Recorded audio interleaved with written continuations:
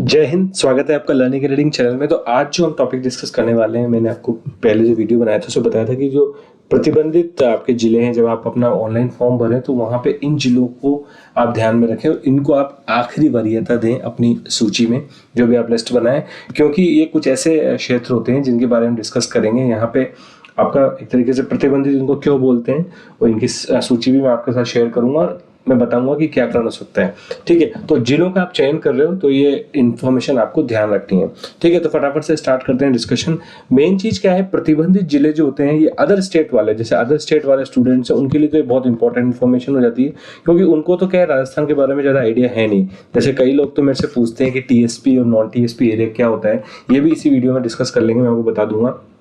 लेकिन with in Rajasthan और भी जो दूसरे जिले के स्टूडेंट्स हैं वो प्रतिबंधित जिलों को जो अंतिम वरीयता दें, क्योंकि होता क्या है, नॉर्मल गवर्नमेंट का जो है हिसाब से 10 साल आपको लगभग लग जाते हैं, आपको मिनिमम जो है वहां से स्थानांतरण करवाने में। तो अगर आप आपके अच्छे मार्क्स हैं, अगर आपको होम डिस्ट्रिक्ट मिल जाता है तो कोई बात ही नहीं है, लेकिन आपको होम डिस्ट्रिक्ट नहीं मिलता है तो आप कोशिश करें कि अपना नियरेस्ट कोई जिला है उसको वरीयता दें। मतलब जो लिस्ट जो भरेंगे आप, उस लिस्ट में आप इन जिलों को जो मैं डिस्कस करने वाला हूँ इनको आप अंतिम में रखें। ठीक है, अगर आप इन्हीं जिलों से बिलोंग करते हैं तब तो कोई दिक्कत ही नहीं है, तब तो आराम से आप इन जिलों को प्रायोरिटी दें, क्योंकि फिर तो आपका होम डिस्ट्रिक्ट बन जाएगा।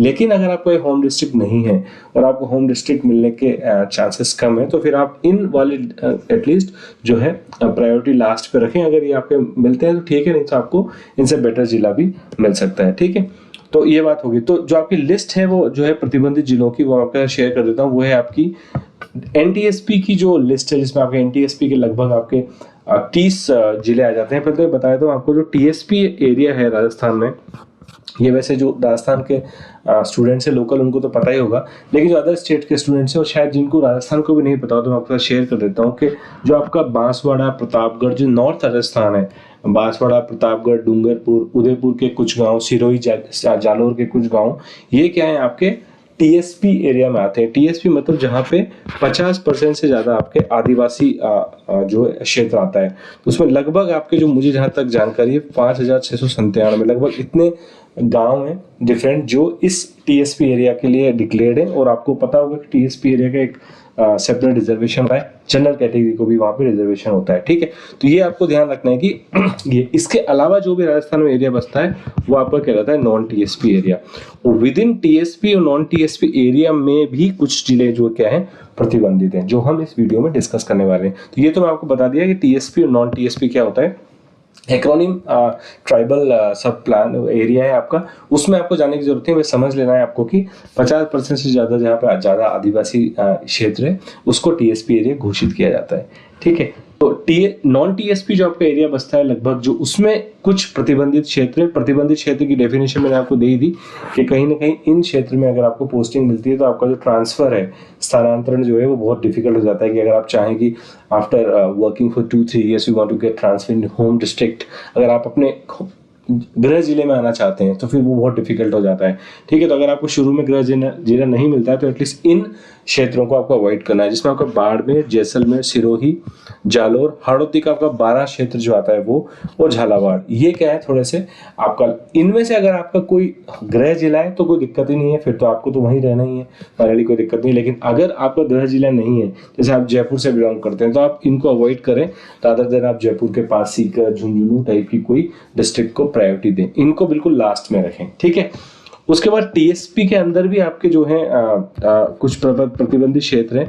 ठीक है, टीएसपी अपने आप में, पहली बात तो एक बात आपको शायद पता होगी कि टीएसपी और नॉन टीएसपी में एक फर्क ये भी होता है कि टीएसपी वाले जो है नॉन टीएसपी डिस्ट्रिक्ट में अप्लाई कर सकते हैं, लेकिन नॉन टीएसपी में आपके एनटीएसपी वाले अप्लाई नहीं कर सकते। यानी जो टीएसपी जो डिस्ट्रिक्ट है उसमें केवल टीएसपी कैटेगरी के जो स्टूडेंट्स हैं वही अप्लाई कर सकते हैं, लेकिन ये स्टूडेंट एनटीएसपी डिस्ट्रिक्ट एरिया में भी अप्लाई कर सकते हैं।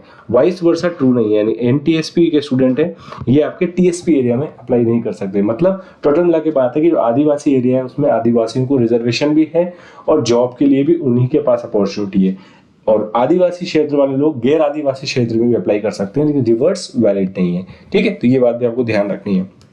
उसके बाद टीएसपी का जो है, टीएसपी में आपका डूंगरपुर, बांसवाड़ा और प्रतापगढ़, ये आपका जो है प्रतिबंधित क्षेत्र में आता है। और इसके अलावा जो प्रतिबंधित क्षेत्र है आपका, जैसे उदयपुर, कोई बीकानेर इनका कुछ छोटा पार्ट, उसके बाद सिरोही का आपका आबू रोड जो इलाका आता है वो आपका प्रतिबंधित क्षेत्र में आता है। ठीक है, आपका बड़ी सादरी जो चित्तौड़ की है वो बड़ी सादरी वाला इलाका है वो आपका उसमें आता है।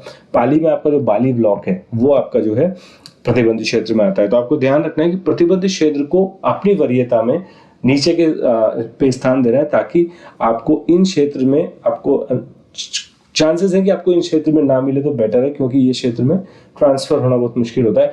अगर अब आपके मार्क्स हैं और आपको यही मिलता है तो आपकी चॉइस है, आपको जॉब करनी है नहीं लेनी है, लेकिन एटलीस्ट वरीयता आप इनको सबसे लास्ट दें। तो अगर आप 30 जिलों की वरीयता ले रहे हैं तो ये जो आपके जिले हैं इनको लास्ट 5 लाइक 6 में आपको रखना चाहिए, ये आपके लिए अच्छा होगा। तो मैंने आपसे कहा था कि मैं आपको शेयर करूंगा, तो मैंने यहाँ पे शेयर कर दिया है आपको इन्फॉर्मेशन।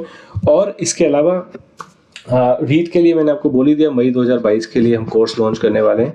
ठीक है, रीट 2022 के लिए। तो जो स्टूडेंट्स अभी तक हमारे चैनल से जुड़े नहीं है वो जुड़ जाएं।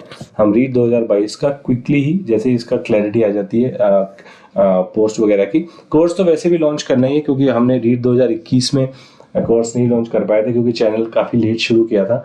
तो रीट 2021 में तो मैंने आपको केवल एक एनालिसिस के फॉर्म में गाइडेंस किया और आपकी हेल्प करने की कोशिश की, लेकिन रीट 2022 में हम पूरा चीज करेंगे। आपका previous year paper solution, maths का पूरा कोर्स, साइंस का पूरा कोर्स और सीडीपी का पूरा कोर्स, इसको टारगेटिवली सॉल्व करने की कोशिश करेंगे। और उसमें जो है पूरा जो है सिलेबस बेसिस पे आपका पूरा स्ट्रक्चर तैयार करेंगे। तो जो लोग जुड़े नहीं है चैनल से फटाफट जुड़ जाओ, अपने फ्रेंड्स वगैरह को आप शेयर कर दो। जो लोग भी 2022 को टारगेटिवली प्रिपेयर करना चाहते हैं वो हमारे चैनल से जुड़ सकते हैं। ठीक है, तो ये बात मैं आपके साथ शेयर करना चाहता था। होप आपको ये बात समझ में आई होगी। अगर अच्छा लगा तो एक लाइक जरूर मेरे लिए कर देना। तो मिलते रहेंगे इसी तरीके के किसी इन्फॉर्मेटिव वीडियो में। तब तक के लिए bye bye, take care and जय हिंद।